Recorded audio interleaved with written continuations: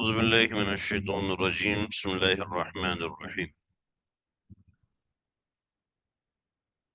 ألم تر كيف فعل ربك بعاد إرم ذات العماد التي لم يخلق مثلها في البلاد وثمود الذين جابوا الصخر بالواد وفرعون ذي الأوتاد الذين طغوا في البلاد فأكثروا فيها الفساد وصب عليهم ربك صوت عذاب إن ربك لبالمرصاد. سورة فجر ہماری چل رہی تھی اور بات ہماری مجھے اس وقت صحیح سے یاد نہیں ہے کب تک بات ہماری پہنچ گئی تھی. البتہ میں یہاں سے شروع کروں. الم تر کیف فعل ربک بعاد، کیا آپ نے دیکھا کہ کیسے کام کیا، کیا کیا ربک آپ کے پروردگار نے، کیسا سلوک کیا آپ کے پروردگار نے بعاد اور میعاد کے ساتھ. ارم ذات العماد، ارم ارم ارم ان کے یا تو خاندان کا بندہ تھا یا پھر ارم جو ہے اس قوم کی طرف نسبت ہے. ارم ذات العماد قوم ارم. ہاں ٹھیک ہے، فرعون ذی الاوتاد تک پڑھا تھا لیکن کچھ باتیں میری اس میں رہ گئی تھی. تو ہاں ٹھیک، مجھے یاد آ گیا. فرعون ذی الاوتاد،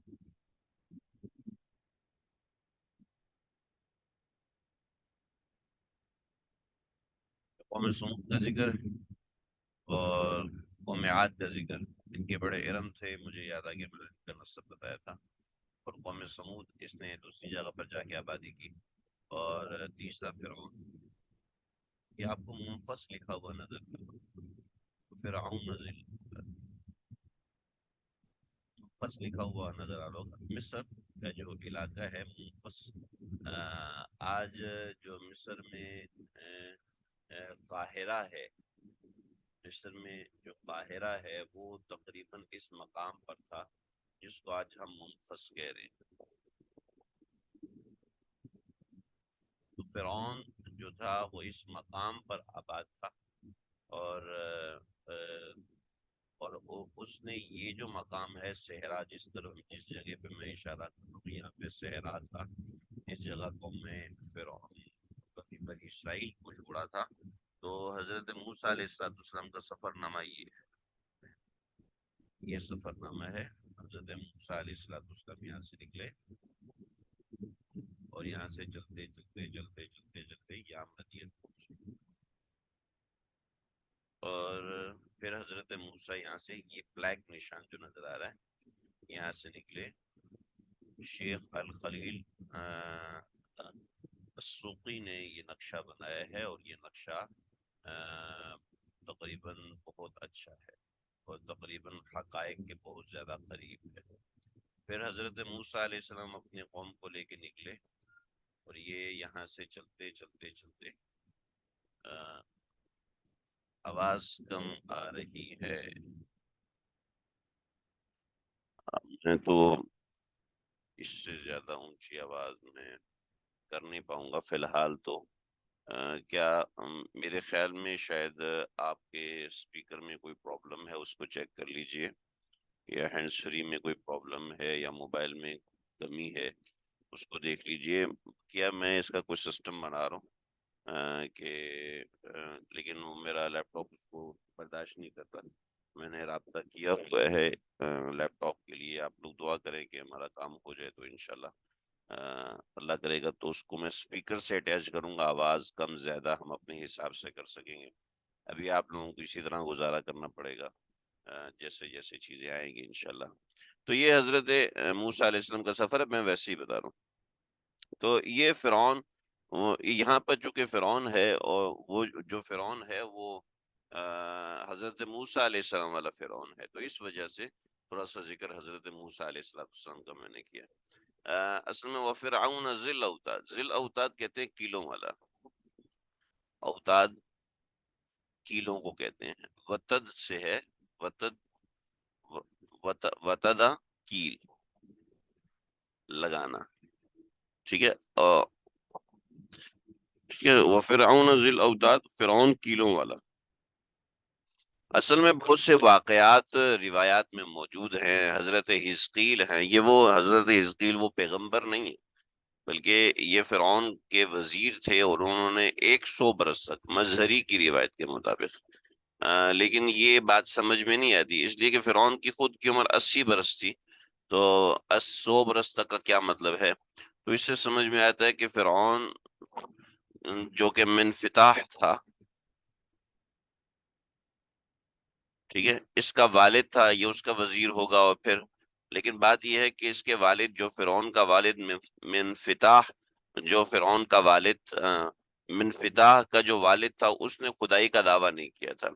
جب یہ منفتاح آیا تو اس نے خدائی کا دعویٰ کیا تھا، تو یہ 80 برس سمجھ میں نہیں آ رہا۔ میں نے آپ حضرات کو جو مظہری کی روایت بھیجی تھی، کچھ حضرات نے وہ شکوہ بھی کیا کہ وہ اس کی اردو بڑی مشکل ہے، تو اس کی مشکل ہونے کی وجہ یہ کہ وہ میں نے تفسیر مظہری سے بھیجا تھا، اور تفسیر مظہری کا جو اردو ترجمہ ہے، ظاہر بات ہے میں الگ سے ترجمہ کر کے نہیں بھیج سکتا تھا، تو جو اردو ترجمہ کیا ہوا ہے تو وہ ترجمہ ہی اتنا گاڑا تھا، آپ لوگوں کے حساب سے، ورنہ عام لوگوں کے حساب سے تو نہیں تھا، خاص طور پہ جو اردو پڑھتے نہیں ہیں، صرف ان کا انگریزی سے واسطہ ہے، تو ان کو ظاہر بات ہے مشکل لگے گا۔ تو یہ میں نے ایک واقعہ آپ کو بھیجا تھا حضرت حزقیل کا، تو اس میں یہ بات تھی، تھوڑی قابل ذکر تھی، میں اشارہ کر دوں گا، لیکن جو حضرات صرف سنتے ہیں ان کے لیے شاید یہ کافی نہ ہو، میں کوشش کرتا ہوں جتنا میں بیان کر سکوں۔ تو حضرت حزقیل نے جو فرعون کے ساتھ رہے، اس کے وزارت میں رہے، اپنے ایمان کو چھپایا، تو ان کی جو بیوی تھیں وہ فرعون کی بیٹی کی مشاطہ تھیں۔ مشاطہ فرعون کا قصہ مشہور ہے، ترمذی میں بھی آیا ہے، نہیں ترمذی میں نہیں آیا، البتہ دوسری کتب احادیث میں آیا ہے، ترمذی میں نے سنا ہے، میں نے پڑھا نہیں ہے ابھی، اس وقت ذہن میں نہیں کہ ترمذی میں ہے کہ نہیں۔ مشاطہ فرعون یعنی مشاطہ فرعون اصل میں کنگھی کرنے والی، یعنی میک اپ کرنے والی تھی، یہ حضرت حزقیل کی بیوی تھیں جو فرعون کی بیٹی کا میک اپ کیا کرتی تھی، تو مشاطہ فرعون جو تھیں، جب یہ میک اپ کا مشاطہ مطلب بیوٹیشن، تو یہ اس کی بیوٹیشن تھی، تو ایک مرتبہ وہ اس کو کنگھی کر رہی تھی فرعون کی بیٹی کو، تو اس کے ہاتھ سے کنگھی گری، تو اس نے بسم اللہ پڑھ کے وہ کنگھی اٹھائی، تو مشاطہ تو فرعون کی بیٹی کہنے لگی کہ بھئی آپ نے یہ کیا نام لیا، تو اس نے سب بتا دیا۔ عورت تو عورت پہ بہت جلدی اعتبار کر لیتی ہے نا، بھروسہ کر لیتی ہے، اور خاص طور پہ اللہ والے اور نیک لوگ سیدھے ہوتے ہیں، اور وہ کسی پر بھروسہ جلدی کر لیتے ہیں، یہ ایک عام سی بات ہے۔ تو ہم بھی یہ منظر آئے روز دیکھتے ہیں کہ بھروسہ کر لیا اس بندے نے، آپ کو دھوکہ دے دیا، پھر بھروسہ کر لیا، پھر اس بندے نے، آپ نے بھروسہ کر کے کسی سے کچھ کہا، اس نے آگے سے کوئی بات بنا لی، آپ نے بھروسہ کر کے کسی پہ اعتماد کیا، اس نے آگے سے کوئی نئی بات گھڑ لی، آپ نے بھروسہ کیا، وہ سمجھ رہے جناب یہ تو ہے ہی ایسے بیوقوف لوگ ہوتے ہیں، وغیرہ وغیرہ، تو اس طرح کی بات ہوتی ہے۔ تو مشاطہ فرعون جو تھیں، حضرت حزقیل کی بیوی، انہوں نے اس پہ بھروسہ کیا، سب بتایا، تو فرعون نے ان کو بلایا اور سب بڑے دربار میں ان کو لٹایا، اور یہ لٹانے کا یہ طریقہ ہوتا تھا،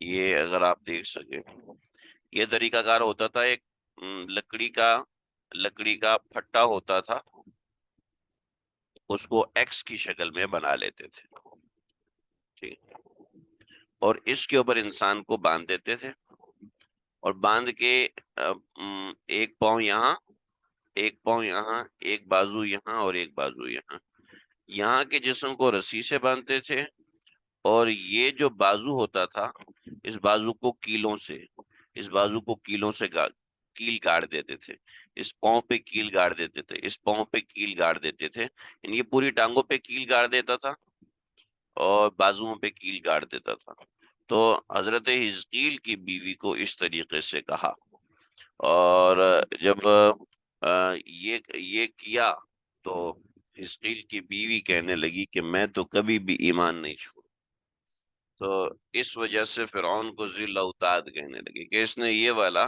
طریقہ کار اپنانا شروع کیا۔ بعض روایت میں کچھ اور قصہ ہے، آگ میں جلانے والا قصہ ہے، اور بعض روایت میں حضرت آسیہ کا قصہ ہے کہ حضرت آسیہ کے ساتھ فرعون نے یہ کیا، تفصیلی واقعہ میں آپ کو بھیج چکا ہوں۔ وہ فرعون ذی الاوتاد، اور فرعون جو تھا وہ میخوں والا، الذین طغوا، یہ سارے وہ لوگ تھے جنہوں نے بغاوت کی، فی البلاد، اپنے شہروں میں، اپنے اپنے ملکوں میں، یعنی دنیا کے ملکوں میں جنہوں نے سرکشی کی۔ الذین طغوا فی البلاد، بلاد مطلب دنیا ہے، ٹھیک ہے، تو الذین طغوا فی البلاد، جنہوں نے بغاوت کی، سرکشی کی۔ یاد رکھیے، بڑی اہم بات ہے، طغا، فاما من طغا، بغاوت، سرکشی، ٹھیک ہے۔ اللہ رب العزت نے جب بھی کسی کو عذاب دی ہے تو سرکشی کی وجہ سے دی ہے، ٹھیک ہے، بغاوت کی وجہ سے دی ہے۔ بغاوت کیا ہوتی ہے؟ بغاوت ہوتی ہے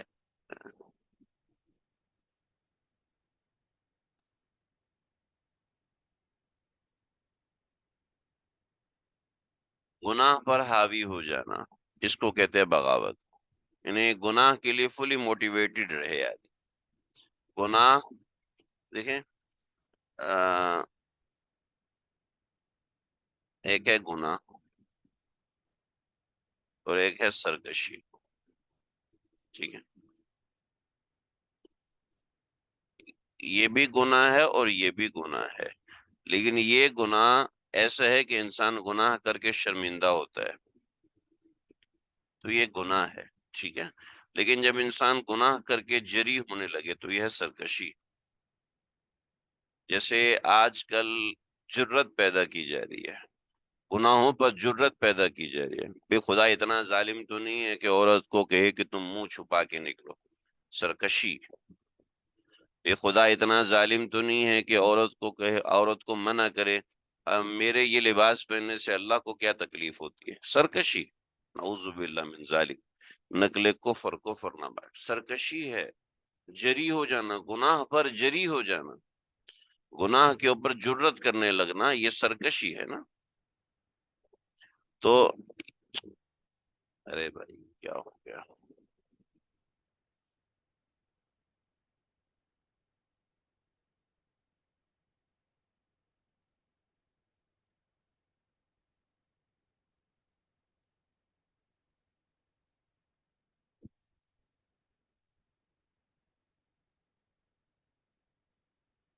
گناہ پر جو سرکشی ہے، گناہ کے اوپر جو سرکشی ہے، یہ سرکشی کے اوپر اللہ کا عذاب آتا ہے، جی۔ محض اگر کوئی شخص گناہ کر کے شرمندہ ہے تو اللہ عذاب میں مبتلا نہیں فرماتے، ناراض ہوتے ہیں۔ مومن کے لیے تو اللہ کی ناراضگی دنیا جہاں توڑ دینے کے برابر ہے، جی۔ اور یہ شرمندگی اس کو کبھی نہ کبھی گناہ سے دور کرے گی۔ لہذا بھائیوں، اگر ہم سے کوئی گناہ ہو جاتا ہے تو اللہ سے معافی مانگتے رہیں، استغفار کرتے رہیں، لیکن اس کا یہ مطلب نہیں ہے کہ ہم گناہ کے عادی ہو جائیں، نہیں۔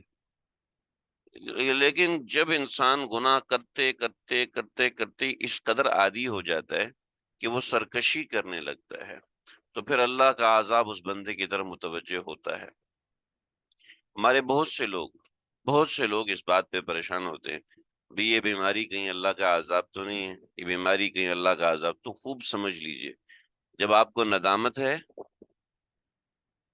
جب آپ کو افسوس ہے، ٹھیک ہے، جب آپ کو اپنے گناہ پر پریشانی ہے، ٹھیک ہے، تو سمجھ لیں اللہ کا عذاب نہیں۔ لیکن ایک بات بڑی پریشان کن ہوتی ہے، جو لوگ کسی قسم کے تکبر میں مبتلا ہوتے ہیں، کہ ہم تو اتنے خوبصورت ہیں، ہم تو اتنے دین کے کام کرتے ہیں، ہم تو اتنے اچھے اچھے کام کرتے ہیں، ہم نے تو اتنی اچھائی کی ہے، یہ لوگ اتنے برے ہیں، ہم اتنے اچھے ہیں، لوگوں کو پتہ نہیں کیا ہو گیا ہے، ہمیں دیکھو ہم کیسے دین پہ چلتے ہیں، ہمیں دیکھو ہم کس طریقے سے اللہ کی فرما برداری کرتے ہیں، ہمیں دیکھو ہم کتنے، یہ ہمیں دیکھو، ہم میں جس دیندار بندے کے ذہن میں بھی ہم آ جاتا ہے نا، میں آ جاتی ہے، ٹھیک ہے، وہ سرکش ہو جاتا ہے۔ یاد رکھیے، سرکش انسان ہمیشہ کسی نہ کسی تکبر میں مبتلا ہوتا ہے۔ किसी ना किसी तकब्बुर में मुब्तला होता है। और तकब्बुर की दो किस्में हैं। तकब्बुर की एक किस्म है किबर, और तकब्बुर की एक किस्म है जाह। ठीक है, ये दोनों ही तकब्बुर है। ठीक है, जाह मतलब अपने आप को अच्छा समझना। देखें, मैं बेनमाजी नहीं हूं अल्हम्दुलिल्लाह। ठीक है, मैं हराम नहीं खाता अल्हम्दुलिल्लाह, ये अपने आप को अच्छा समझना नहीं है।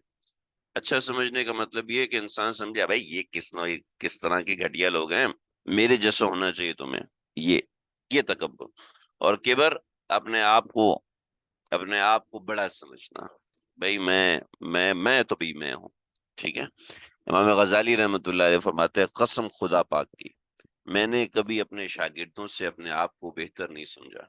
हजरत शेखुल इस्लाम मुफ्ती तकी उस्मानी साहब दामद बरकातुहू फरमाते हैं, कभी कभी मैं भी इसकी नकल करने की कोशिश करता हूँ, और मैंने कभी भी ये नहीं कहा ये मेरा शागिर्द है, और मैं इसलिए कि मैं उस्ताद बनने के काबिल नहीं। उस्तादुल उलमा, उस्ताजिल उलमा, हाँ? जिसकी चौथी पांचवी नस्ल उस्ताद बन चुकी है, जिसकी चौथी पांचवी नस्ल मुहद्दिस बन चुकी है, जिसकी चौथी पांचवी नस्ल बुखारी पढ़ा रही है, ये यानी शागिर्दों की नस्ल। शागिर्दों, वो कहता है मैं उस्ताद बनने के काबिल नहीं। देखो ना, और हम चार नेकी के काम करके, चार नमाजें पढ़ के हम कहना शुरू हो जाए, हम तो ऐसे हैं जी, हम तो वैसे हैं, हम तो इतने अच्छे हैं, हम तो इतने भले, हम तो ये, हम तो वो। तो देखो जी, मामला है, मामला ये है। तो किबर और जाह इससे बचे भी। अम्मा मन तगा, तगा इसके अंदर आ जाता है। फअम्मा अल्लज़ीना तगौ फिल बिलाद, जिन्होंने सरकशी की जमीन में। उम्मीद है सरकशी का माना आप समझ गए होंगे। फअक्सरू फीहल फसाद,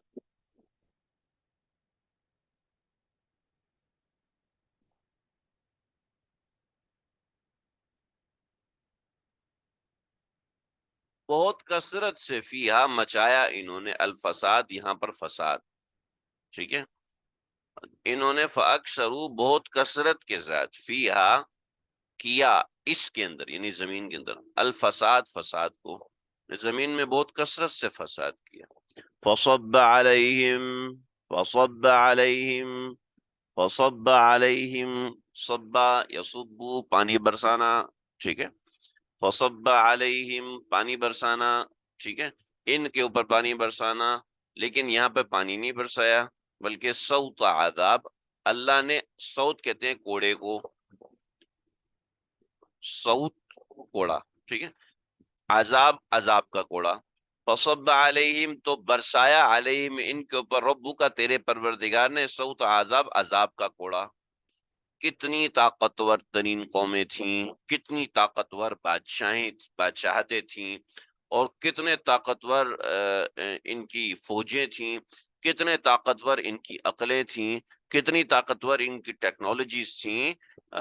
आज इतना सा आप समझ लीजिए कि एक घर हम बनाते हैं, वो घर एक बड़ी जबरदस्त इमारत, एक बड़ी जबरदस्त बनाया हुआ विला, वो एक अरसे के बाद डिमोलिश होता है। डिमोलिश होता है, हालांकि कंक्रीट और इतना मजबूत मिकदार में डाला होता है, लेकिन वो डिमोलिश होता है, उसकी डेप्रिसिएशन होती है, चाहे वो कितनी जबरदस्त चीज हो। डेप्रिसिएशन हो रही है, लेकिन उनकी बनाई हुई इमारतें आज 5,000 साल के बावजूद भी ऐसे की ऐसे खड़ी हुई हैं। ना वो डेप्रिसिएट हो रही हैं, ना वो डिमोलिश हो रही हैं, ना उनके अंदर कुछ तब्दीली लाई जा रही है। तो क्या चीजें थी, कितनी ताकतवर चीजें थी, लेकिन देख लें क्या हो गया। क्यों है ये सब? इन्न रब्बक लबिल मिरसाद, बेशक तेरा परवरदिगार घात लगाए बैठा है, तेरा परवरदिगार निगरानी में बैठा हुआ है। इन्न रब्बक लबिल मिरसाद, यकीन रखो, रब्बका तेरा परवरदिगार, लबिल मिरसाद घात लगाए हुए। घात, मिरसाद कहते हैं घात लगाने को। लेकिन इतना समझ लें कि अल्लाह रब्बुल इज्जत, घात तो किसी जगह के साथ मखसूस होता है ना। तो घात तो ये होता है ना कि यहाँ से जा रहे हैं लोग, یہاں سے لوگ چلتے جا رہے ہیں، چلتے جا رہے ہیں، چلتے جا رہے ہیں، چلتے جا رہے ہیں، اور کوئی یہاں پر درخت ہے اور کوئی بندہ درخت کے پیچھے چھپ کے بیٹھا ہوا، ٹھیک ہے، سنائپر ہے، وہ گھات لگا کے بیٹھا ہوا. سنائپر جس جگہ پہ چھپ کے بیٹھتے ہیں نا، اس جگہ کو گھات لگانا کہتے ہیں. تو مطلب یہ ہے، آپ اتنی بات سمجھ لیجئے، ان لوگوں پر نظر رکھنے کے لیے اس کو چھپنا پڑتا ہے، ٹھیک ہے. تو یہ چھپنا جو ہے ایک ہاتھ کہلاتی ہے، لیکن اللہ رب العزت کو تو کہیں چھپنا نہیں پڑتا نا. اس لیے ہم اس کا ترجمہ گھات سے نہیں کریں گے، بلکہ ہم اس کا ترجمہ کریں گے نظر رکھے ہوئے ہے، ٹھیک ہے. یعنی جس طرح گھات لگانے والے کا نتیجہ کیا ہوتا ہے؟ نتیجہ ہوتا ہے چھپ کے نظر رکھنا، یعنی کسی بندے پر نظر رکھنا. اور اللہ رب العزت گھات کا نتیجہ یہاں پر بتا رہے ہیں کہ آپ کا پروردگار آپ کے اوپر نظر رکھے ہوئے ہے. اللہ مجھ پر، ہم سب پہ نظر رکھے ہوئے ہے. ارے بھئی، ایک جوان مرد ہے تو ایک جوان عورت ہے، دونوں خوبصورت ہیں، دونوں جوانی سے بھرپور ہیں. دونوں کو ایک کمرے میں بند کر دیا جائے، کوئی حجاب نہ ہو، اور ان کو کہہ دیا جائے یہاں پہ کیمرہ لگا ہوا ہے جو آپ کے اوپر نظر رکھے ہوئے ہے، تو وہ کتنے محتاط ہوں گے. ہم کیمرے کے پیچھے بیٹھے ہوئے مالک سے ڈر رہے ہیں، لیکن اللہ جو ہم پہ نظر رکھے ہوئے ہیں، ہم اس سے کیوں نہیں ڈرتے؟ کیا ہمیں اس کی بات پہ یقین نہیں ہے؟ کیا ہمیں اس کی بات کا اعتبار نہیں ہے؟ ان ربک لبالمرصاد، اے بندو، اے بندو، میں نظر لگائے بیٹھا ہوں، نظر لگائے بیٹھا ہوں. یعنی اللہ تعالیٰ اپنے بندوں سے فرما برداری اور اطاعت چاہتا ہے، اور ان کے اعمال کو کے اوپر نگاہ رکھا ہوا ہے. اس کو تمام اعمال کا علم ہے، کوئی چیز اس کے علم سے باہر نہیں. جس طرح کمین گاہ میں بیٹھنے والے سے سامنے گزرنے والا مخفی نہیں ہوتا، مگر انسان اس سے غافل ہے کہ اس کے پیش نظر صرف دنیا اور اس کی لذتیں ہیں بس. امل انسان، چنانچہ انسان اس سے غافل کیوں ہے؟ یہ غافل ہونے کی بنیادی وجہ دنیا کی محبت. دنیا کی محبت یہ اس کے تباہ ہونے کی بنیادی وجہ ہے. فرعون دنیا کی محبت تھی، عاد دنیا کی محبت تھی، سمود دنیا کی محبت. فرعون اور اس کی قوم دنیا کی محبت تباہ کر دیا، سمود دنیا اور اس کی محبت تباہ کر دیا، عاد دنیا اور اس کی محبت تباہ کر دیا، ٹھیک ہے. اتنے طاقتور، اتنے سمجھدار، اتنے ہونہار، ان سب قوموں کو کس چیز نے تباہ کیا؟ دنیا کی محبت نے. سمود دنیا کی محبت، فرعون دنیا کی محبت، یعنی مال کی محبت، عہدے کی محبت، عزت کی محبت. میری عزت ہونی چاہیے. بڑے بڑے دیندار لوگ اپنی عزت چاہتے ہیں، وہ تباہ کر دیتی ہے ان کو. یہ ہے میرا اعزاز کہ میں کچھ بھی نہیں ہوں، اس پر ہے مجھے ناز کہ میں کچھ بھی نہیں ہوں، یہ ہے دل کی آواز کہ میں کچھ بھی نہیں. تھوڑی سی بات کی جائے تو صاحب کو غصہ آ جاتا ہے، تھوڑی سی بات کی جائے تو صاحب کو اپارا ہائی ہو جاتا ہے. یہ نہیں ہے جناب، یہ نہیں ہے. یہ عزت چاہ رہا ہے اپنی، ٹھیک ہے، یہ عہدہ چاہ رہا ہے، یہ مال چاہ رہا ہے. اور جب ان چیزوں کی دیکھیں، یہ ضرورت ہے، عہدہ بھی ضرورت ہے، عزت بھی ضرورت ہے، مال بھی ضرورت ہے، ٹھیک ہے. لیکن یہ ایسا سانپ ہے جس کو سنبھال کے رکھنا ہر کسی کا بس نہیں. مال آتے ہی عقل غائب ہو جاتی ہے، عہدہ آتے ہی رحم غائب ہو جاتا ہے، عزت آتے ہی تواضع غائب ہو جاتی ہے. کیا ہے کہ انسان دوسروں کے بارے میں طرح طرح کی باتیں سوچنے لگتا ہے، انسان دوسروں کے بارے میں طرح طرح کے گمان کرنے لگتا ہے. جب اس کو اپنی روٹی کی فکر ہوگی تو پھر کہے گا بھائی مجھے کیا لگے کسی دوسرے کے ساتھ، اپنی روٹی کماؤں اور جاؤں. تو اللہ تعالیٰ پھر ایسوں سے مال کو چھین لیتے ہیں، ایسوں سے اللہ عزتوں کو چھین لیتے ہیں، جیسے ان سے چھینا. تو انسان کے لیے جو سب سے بڑا ناصور ہے وہ حب دنیا ہے، اور حب دنیا ان تین چیزوں سے مل کے بنتی ہے: مال، عہدہ اور عزت۔ اللہ اکبر، اللہ اکبر۔ حضرت حاجی امداد اللہ مہاجر مکی رحمۃ اللہ تعالی علیہ بڑے بڑے بزرگوں میں سے گزرے ہیں۔ حضرت کے پاس ایک آدمی آیا اور کہنے لگا: حضرت، آپ کے بارے میں نا فلاں بندہ یہ کہہ رہا ہے، حضرت آپ نے یہ جو ارشاد فرمایا نا، اس کی وجہ سے لوگوں پہ منفی اثر پڑ رہا ہے، تو آپ برائے مہربانی اپنی اس بات سے رجوع کر لیں۔ تو کہا کہ بھئی کن پہ اثر پڑ رہا ہے، برا اثر کن پہ پڑ رہا ہے؟ تو کہنے لگا کہ حضرت لوگوں پہ پڑ رہا ہے۔ تو فرمایا لوگوں کو چھوڑو، تم اپنا بتاؤ۔ یعنی حضرت مجھ پہ تو برا اثر نہیں پڑ رہا، تو جب تم پہ برا اثر نہیں پڑ رہا تو تمہیں لوگوں کی وکالت کرنے کی کیا ضرورت ہے؟ یعنی حضرت لوگ آپ کے بارے میں برا سمجھیں گے۔ فرمایا میں یہی تو چاہتا ہوں لوگ میرے بارے میں برا سمجھیں، اور جس کو سمجھنا ہے وہ برا سمجھے، میں حق بات نہیں چھوڑوں گا۔ جس کو میری بات سمجھ میں آتی ہے قبول کرے، جس کو مجھ سے متنفر ہونا ہے تو ہو جائے۔ بھائی میں اس لیے نہیں بیٹھا کہ میں اپنی دکان ایک جما کے رکھوں، میں تو اس لیے بیٹھا ہوں کہ حق بات کسی کو بیان کروں۔ اگر یہ بات آپ کو بری لگتی ہے تو آپ جائیں اپنا راستہ لیں، اور اگر یہ بات کسی کو بری لگتی ہے تو جائے۔ اور ہم تو یہی چاہتے ہیں۔ ملفوظات جلد نمبر 2 حضرت تھانوی رحمۃ اللہ علیہ نے لکھا کہ بھئی جس کو جانا ہے جائے، اور ہم تو چاہتے ہیں کہ ہم اکیلے بیٹھ کے اللہ اللہ کریں۔ یہ تو کچھ لوگ آ جاتے ہیں تو ان کو سکھانا پڑ جاتا ہے، اس سے ہمارا بھی اللہ اللہ متاثر ہوتا ہے۔ تو کیا کیا لوگ تھے، کیا لوگ تھے! کچھ نہیں چاہیے ان کو دنیا سے کچھ بھی نہیں چاہیے، نہ کسی سے کچھ لینا، نہ کسی سے کچھ دینا۔ تو یہ لوگ ہوتے ہیں جن کے دل میں اللہ کی محبت ایسی ہوتی۔ کیا کیا سنو، واز کا مقام نہیں ہے، نہیں تو میں آپ کو بہت سی باتیں بتاتا، لیکن یہ ضروری ہے۔ حضرت مجدد ملت حضرت نہیں وہ حضرت بڑے پیر صاحب شیخ عبد القادر جیلانی رحمت اللہ تعالی کے زمانے میں ایک بادشاہ تھا، اس کے پاس ایک آدمی آیا۔ اس آدمی نے آ کے بادشاہ سے کہا کہ بادشاہ سلامت، میں نے یہ کپڑا بنایا ہے۔ اس زمانے میں کپڑوں کا رواج تھا۔ آپ اتنا سمجھے کہ امام صاحب ایک مرتبہ ایک آدمی کے پاس آئے اور کہا کہ مجھے کندھے پہ رکھنے والا کپڑا دو۔ پہلے زمانے میں، آج بھی مصر کے لوگ کندھے پہ کپڑا رکھتے ہیں، آج بھی عرب کے لوگ کندھے کا کپڑا ان کے سر پہ چلا گیا تو وہ سر پہ کپڑا رکھتے ہیں۔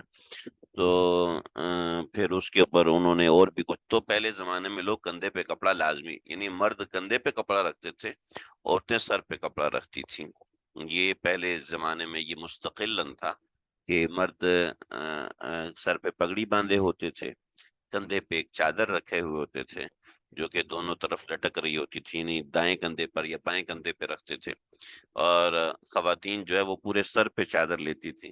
تو پھر یہ رواج تبدیل ہوا، مرد اپنے دونوں کندھوں پہ کپڑا لینے لگے، عورت اپنے سر پہ کپڑا لینے لگی اور پھر یہ آگے آگے آہستہ آہستہ تبدیل ہوتا چلا گیا، اور عربوں نے سر کے اوپر باندھ لیا اور ہندوستانیوں کے کپڑا ختم ہو گیا، اس طرح کی چیزیں ہیں۔ تو امام صاحب کندھے پہ رکھنے والا جو کپڑا تھا وہ خریدا کہ یہ کپڑا دو مجھے، اور تو کہنے لگا کہ میری دکان میں جو سب سے اچھا کپڑا تھا وہ 1200 درہم کا تھا، سب سے مہنگا کپڑا۔ میں نے یہ 1200 درہم کا کپڑا میں نے امام صاحب کو دے دیا۔ امام صاحب واپس آئے تو فرمانے لگے تو نے مجھے رسوا کر دیا، اتنا گھٹیا کپڑا دیا۔ تو میں نے دیکھا کہ امام صاحب نے جو کرتا پہنا تھا، ٹھیک ہے، وہ 40,000 درہم کا تھا، اس کا دھاگا ایسا تھا، ایسا نفیس تھا۔ تو ایسا ایسا معاملہ ہوا کرتا تھا اس زمانے میں۔ تو حضرت شیخ عبد القادر جیلانی کے زمانے میں جو بادشاہ تھا، اس کے پاس ایک آدمی آیا، اس کو کپڑا لے کر آیا، کہا یہ کپڑا آپ مجھ سے خریدیں کیونکہ یہ کپڑا اتنا مہنگا ہے کہ کوئی دوسرا بندہ خرید نہیں سکتا۔ تو بادشاہ نے قیمت پوچھی تو کہنے لگا کہ نہ بھی، کپڑا بہت مہنگا ہے، میں تو نہیں خرید سکتا، تم چلے جاؤ۔ تو کہ آدمی کہتا ہے چلو میں بغداد آیا ہوں تو شیخ صاحب سے مل لیتا ہوں۔ حضرت کے پاس آیا کہ تاجر ہوں تو آپ سے دعا کروانے ہوں۔ کہا وہی ہوا کیا حضرت، یہ کپڑا میں نے بنایا تھا۔ تو شیخ عبد القادر جیلانی نے کہا بھی کپڑا دے دو مجھے۔ حضرت نے وہ کپڑا ان سے لے لیا۔ جب کپڑا لیا تو مشہور ہو گیا لوگوں میں، وہ کپڑا جو کہ بادشاہ تو لے نہیں سکا، شیخ عبد القادر جیلانی نے خرید لیا۔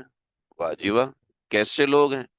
تو بادشاہ کو بڑا غصہ آیا کہ بھئی جو کپڑا میں نہیں لے سکا اس نے لے لی، یہ تو میری توہین ہو گئی ہے۔ لہٰذا وزیر سے کہا جاؤ پکڑ کے لے کے آؤ۔ تو وزیر کہنے لگا حضرت اللہ والے لوگ ہیں، کیا ان کے پیچھے پڑیں گے، آپ آپ ان کو چھوڑیں۔ کہا نہیں تم جاؤ، کہا حضرت میں ایک دفعہ دیکھ کر آؤں۔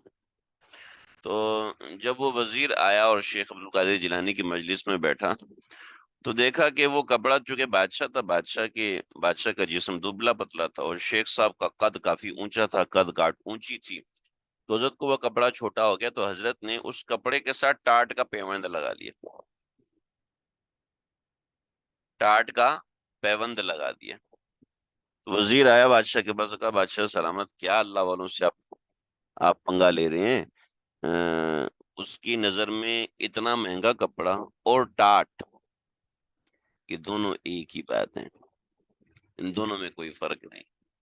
تو کیا بات ہے جی، ان لوگوں کی نظر میں دنیا کی کوئی اہمیت نہیں ہوا کرتی تھی۔